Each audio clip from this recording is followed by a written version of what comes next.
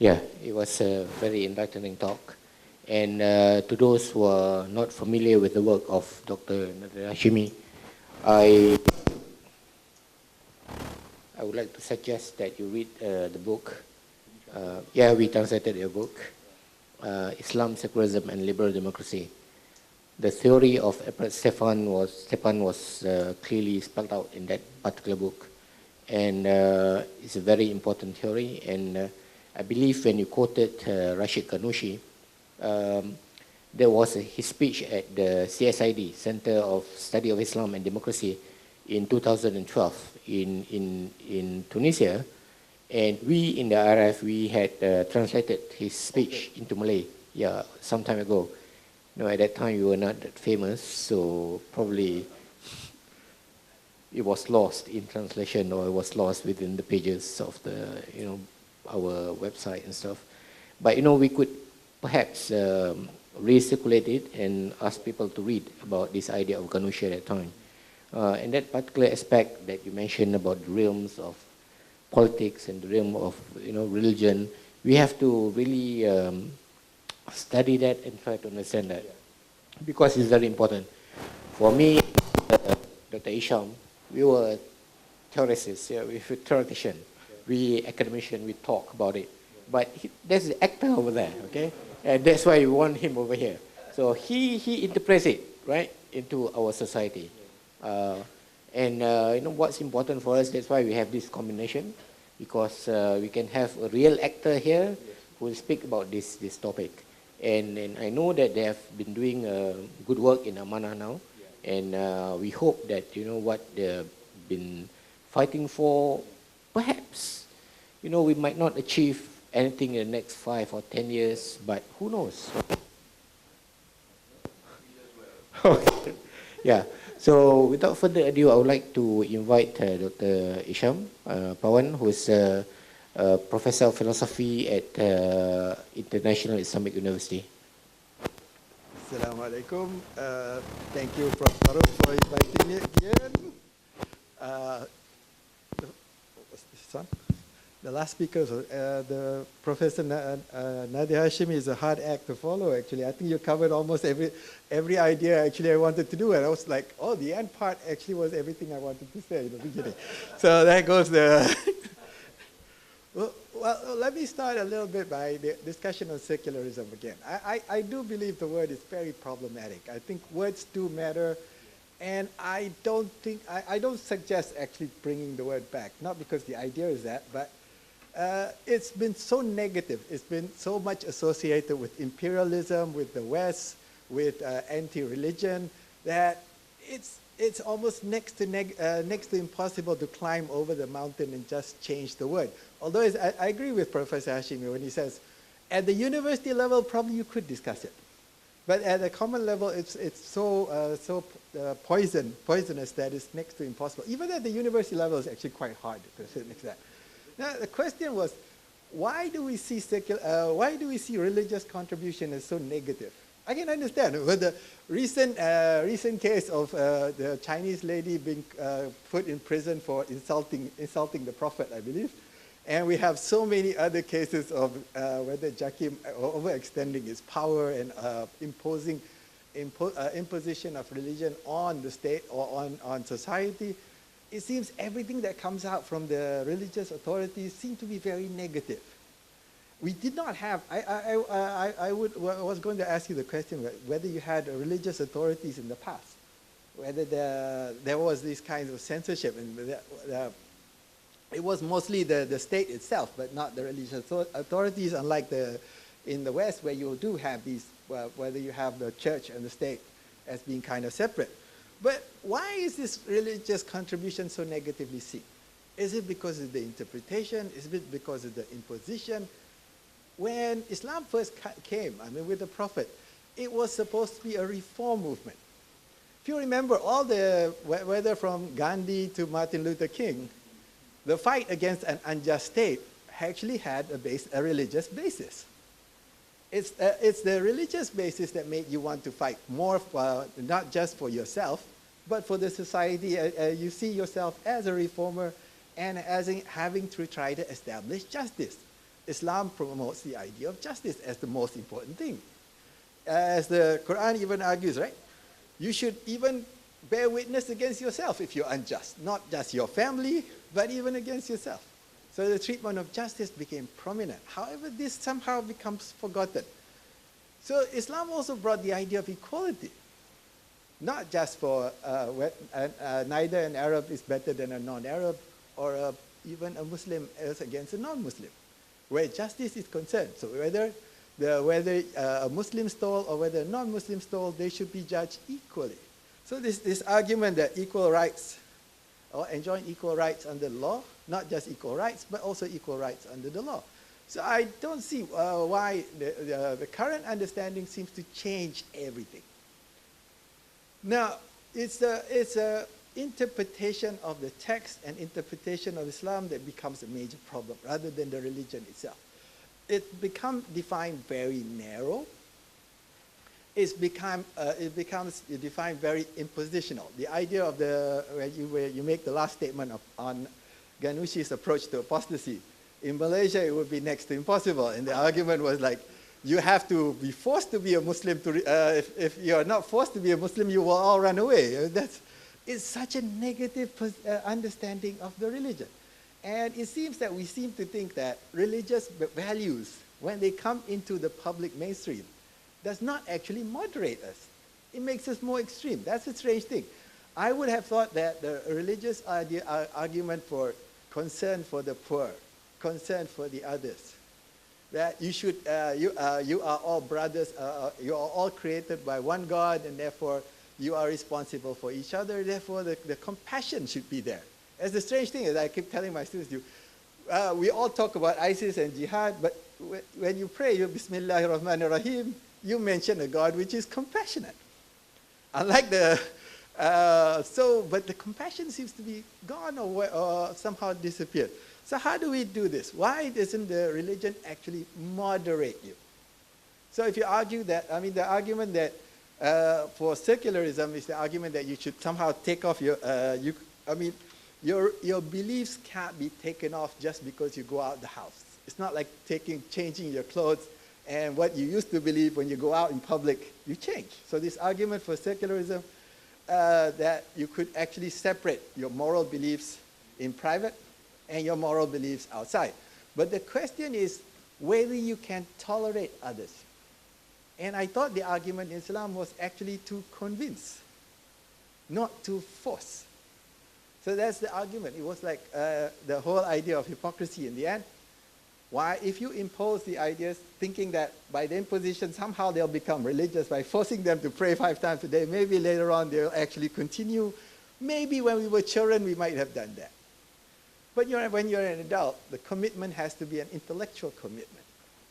It's not a forced commitment. And this hypocrisy in the end actually creates people who hate the religion.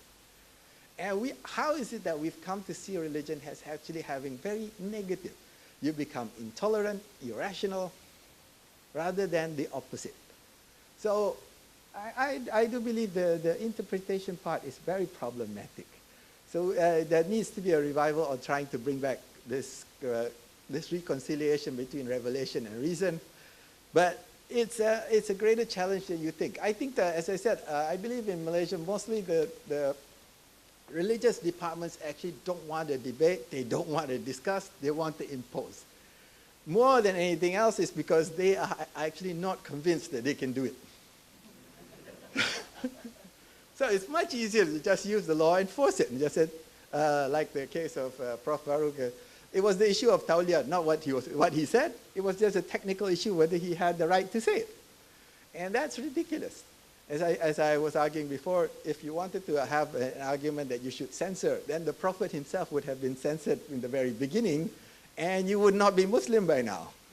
So that's the whole argument. That when you look at the Islamic State, right, the argument, what's the role of Islam in the state? Now, the role of the state gets its legitimacy from the people. As Islam argues for the concept of shura, participation. Consultative participation.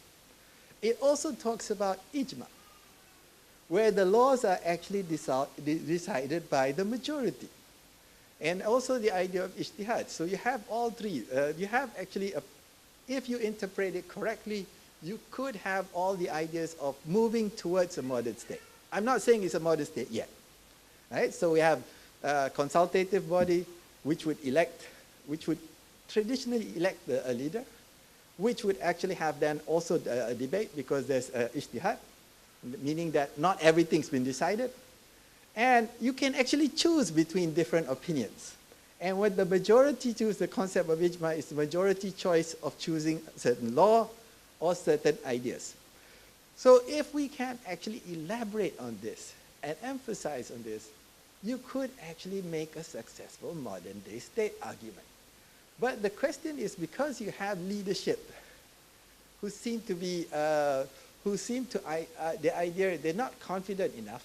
They have the idea we should impose rather than convince. The word to cajole rather than to convince.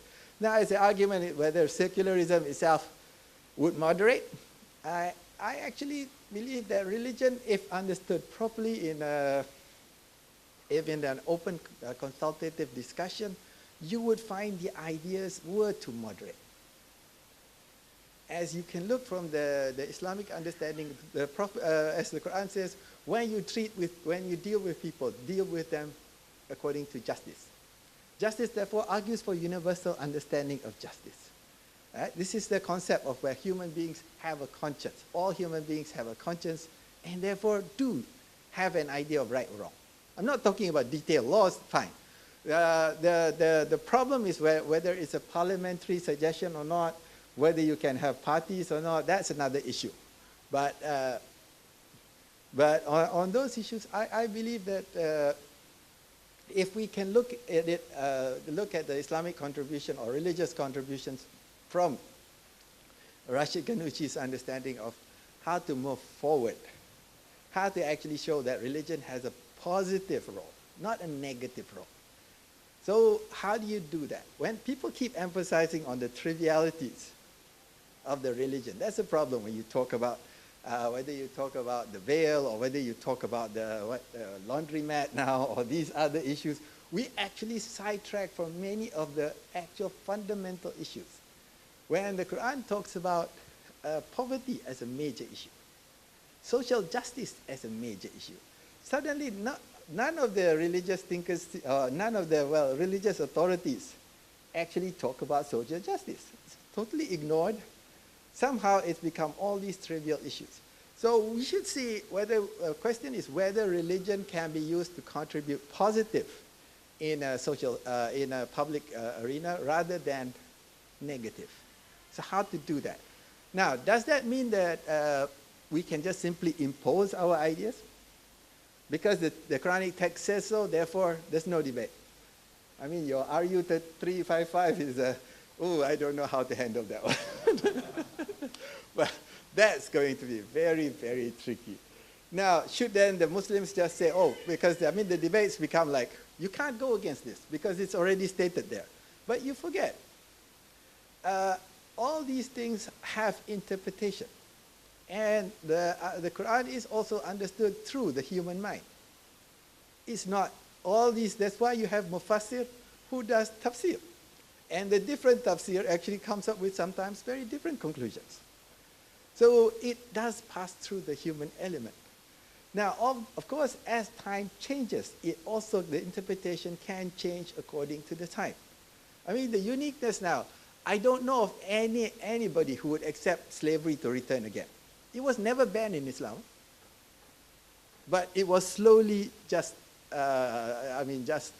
it slowly died off, natural death. It was not natural death, actually it took too long to die off, but it took way too long to die off. But I don't know any modern scholar now who comes and say, because Islamic law allows, Islamic law at one time allowed slavery, we should maybe go to war and get some more slaves. Nobody says that.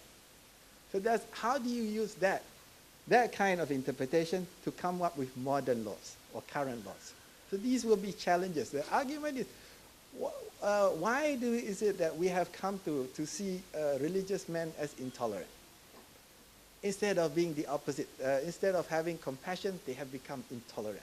Instead of emphasizing the true through priorities of religion, they now emphasize trivialities.